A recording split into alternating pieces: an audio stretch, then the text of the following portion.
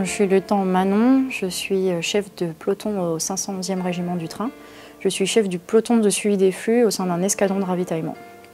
Je me suis engagée en septembre 2015, suite aux attentats de Charlie Hebdo. J'ai passé un master en droit pénal international et européen. J'ai fait 5 ans d'études en droit.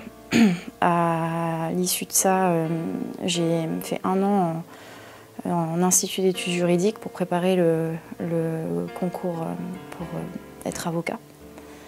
Et là, le désir de changement se faisait déjà sentir, on va dire ça comme ça.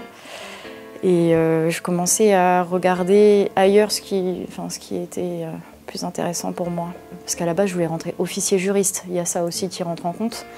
Et je n'étais pas du tout dirigée vers la voie encadrement, plus au contact des subordonnés, des hommes, de cette idée aussi d'avoir des gens à commander au quotidien, de les faire progresser, parce que c'est vraiment ça qui est important. En tant qu'officier juriste, clairement, j'aurais pas pu faire ça.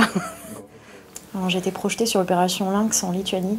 J'ai été chef de peloton, donc de peloton de transport et de manutention. Et mon travail, c'était autant une participation logistique aux exercices autant qu'un soutien réel de la force sur place.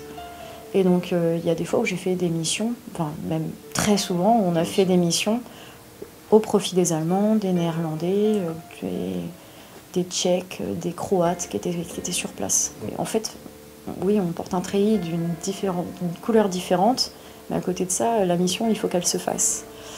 Et c'est ça qui était enrichissant en fait. C'est qu'il y a eu un agglomérat et puis un meeting point vraiment. Et c'était très enrichissant. J'ai jamais eu de soucis particuliers. On a toujours peut-être une impression de devoir plus faire ses preuves.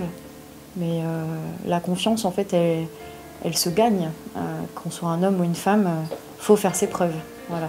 Parce qu'il y a certains chefs ou même certains subordonnés, parce qu'il faut faire ses preuves des deux côtés, hein, c'est toujours pareil. Certaines personnes qui ont plus d'exigences, en fait.